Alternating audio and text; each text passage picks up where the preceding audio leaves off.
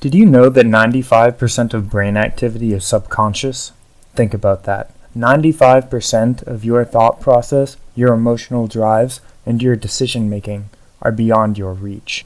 In the late 1800s, Sigmund Freud was doing his pioneering work in psychology with a theory called psychoanalysis. According to psychoanalysis, most of human behavior, emotions, and thoughts can be explained by subconscious motivations and desires. In addition, when a person starts to think or feel something that is deemed unacceptable, they often repress those feelings. While the person may stop noticing those desires and begin to think they have gone away, Freud believed that repressed thoughts travel to the unconscious portion of the mind instead, where they ferment and influence our behavior silently from the subconscious. So not only is a huge portion of our mind outside of the control of our consciousness, but the subconscious also happens to be the home to our deepest, darkest secrets and desires that we don't even want ourselves to know about, never mind others.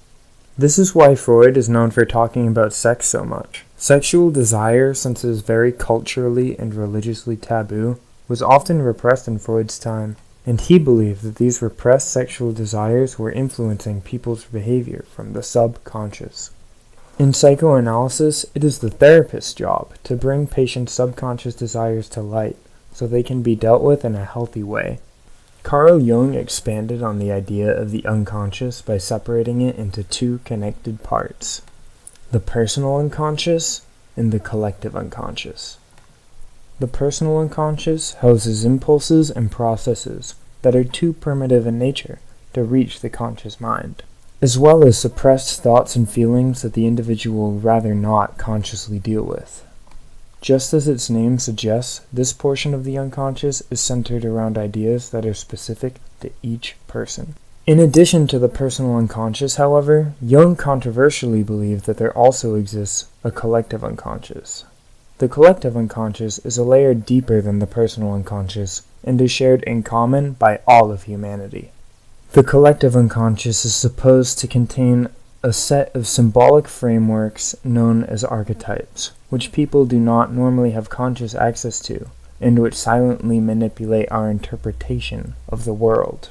Some examples of archetypes include the king, the jester, the hero, the wise old man, the mother, and the ideal romantic partner, also known as anima or animus.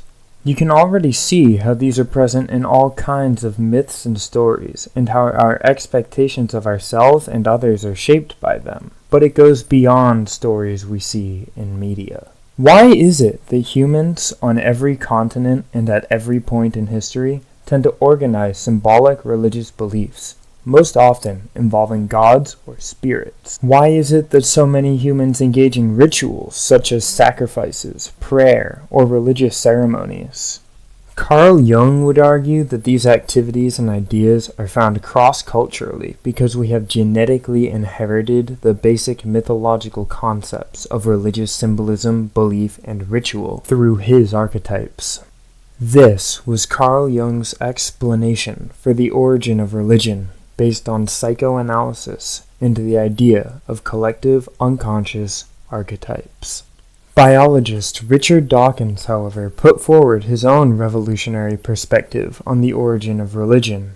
In his book, The Selfish Gene, Dawkins talks a lot about these things called replicators. Replicators are pieces of information that produce new generations of themselves through copies. The two most important kinds of replicators to Dawkins are called genes and, wait for it, memes. In the natural world, living things like plants and animals are filled with inheritable genes coded in DNA, which are all competing with each other to survive and reproduce. Due to natural selection, genes that are effective will continue to exist in the next generation, while genes that are defective are unlikely to produce organisms that replicate in the wild. For example, rabbit with quicker feet is more likely to escape a wolf than a slow, fat rabbit. And under natural selection, you might expect to find more fast rabbits than fat ones in the next generation. Similar principles can be applied to the concept of memes. A meme is a piece of information that flows from mind to mind, or in the information age, from hard drive to hard drive. Much like genes in the wild, memes are competing to produce copies of themselves as well, and undergo evolution by natural selection. For example, if a meme, such as Harambe or Pepe the Frog, is not dank enough to appeal to aspiring shitposters, then they will not create the new generation of these dank memes and post them on their favorite image boards. Pizza is a meme. People like pizza so much that we just keep creating more and more copies of it. Pizza joints are everywhere.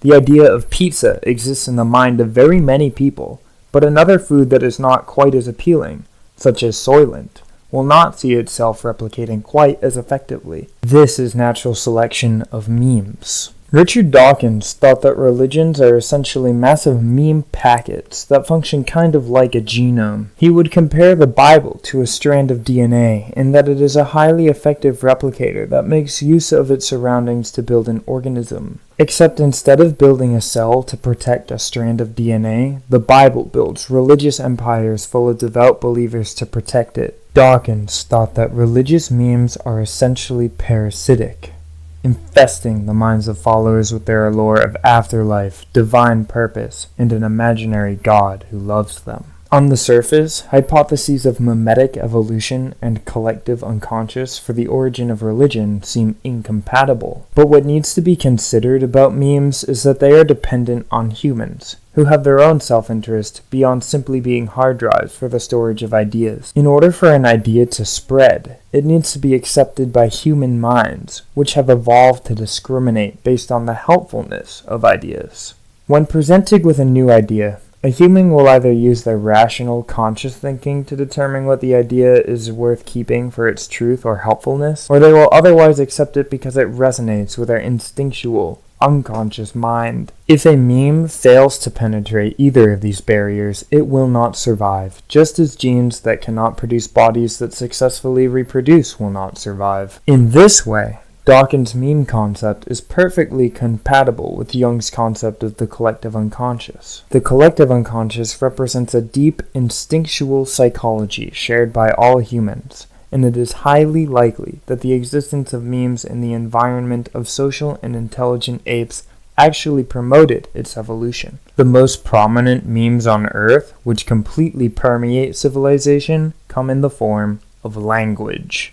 Words, grammatical constructs, and alphabets are fundamentally mimetic and, like all memes, are subject to evolution. For example, Shakespeare's English, while recognizable, is clearly distinct from Tolkien's English, which is different still from that of modern-day millennial bloggers. This is because words and phrases that mean the same or similar things will compete with each other for dominance in a population, and the phrase more favored will be naturally selected based on whether people prefer to use it, just as genes are naturally selected based on ability to reproduce.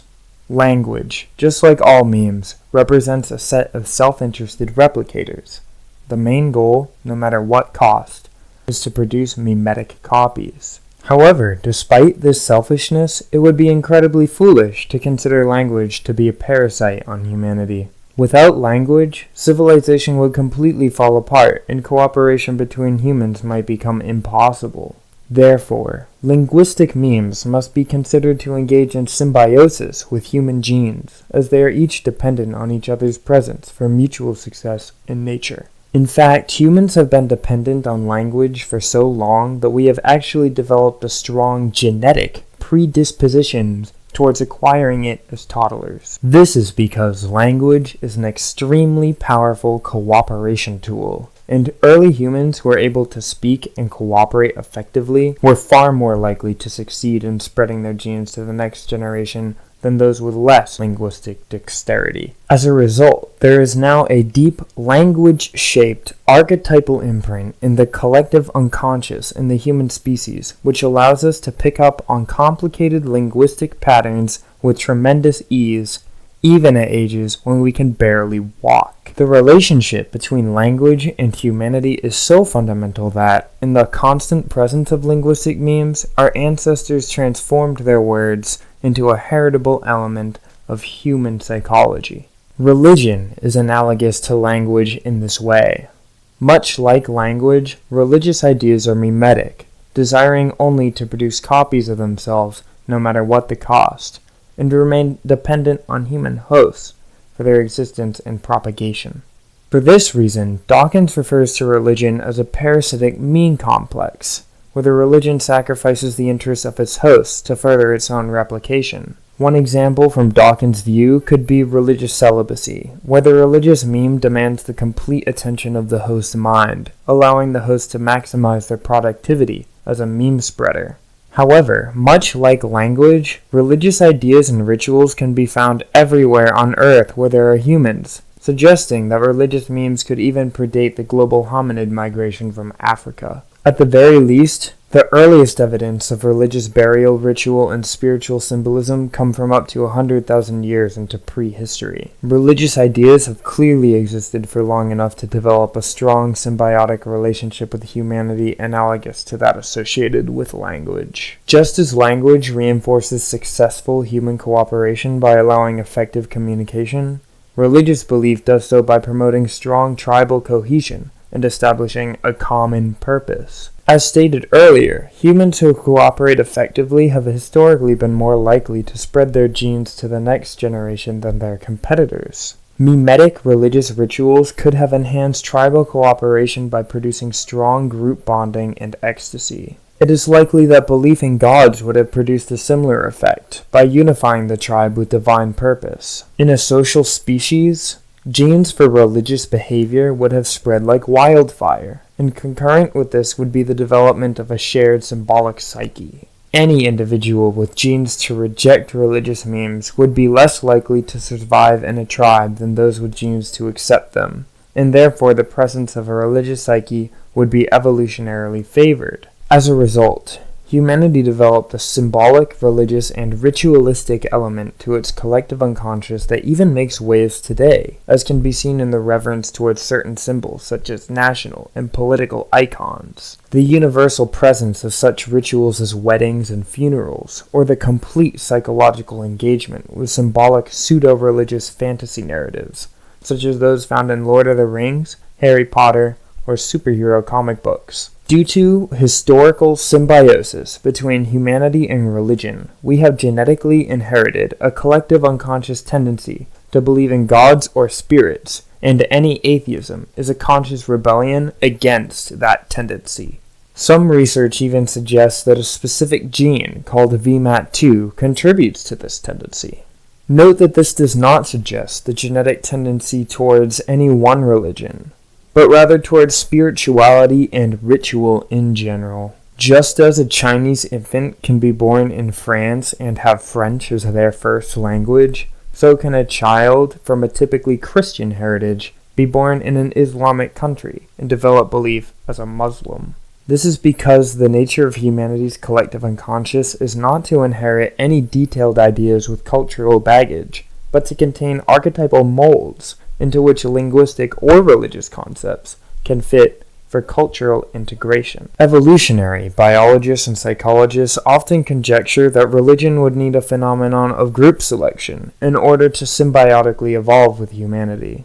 Group selection is the proposal that certain behaviors are favored because they altruistically promote the good of the species over the individual's reproduction, as opposed to selfish gene theory, which suggests that individual replicator genes selfishly wish to use their bodies to produce genetic replicas in the form of offspring at any cost. Group selectionist reasoning towards the evolution of religion is fallacious because it fails to consider how collective behaviors can emerge as a result of individual gene selection.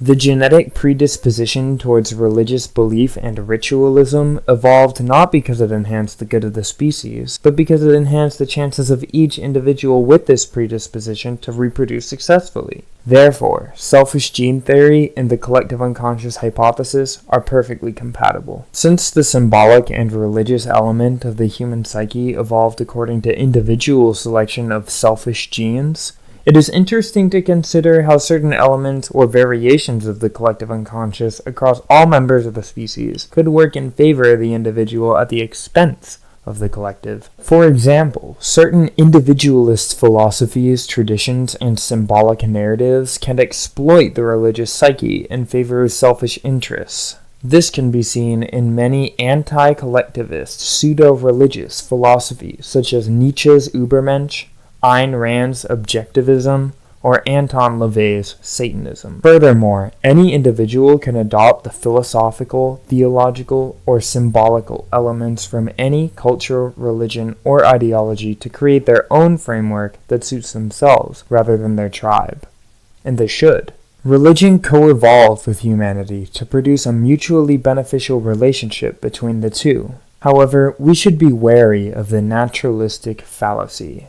Just because something is natural does not mean it is good, especially since nothing is more natural than sin. Certain religious beliefs are extremely detrimental to the truth, human progress, and the good life. On the other hand, however, many aspects of religion, especially mythologies, represent a net positive for civilization as well as the individual. Therefore, it is our responsibility as a species to determine which elements of our traditions to adopt and reject, keeping in mind what is meaningful and true in the process. Hey guys, this is Existential Engineering, and this was the first video. It's based off an essay I wrote before. Thanks for listening. If you're interested in this content, you might want to subscribe.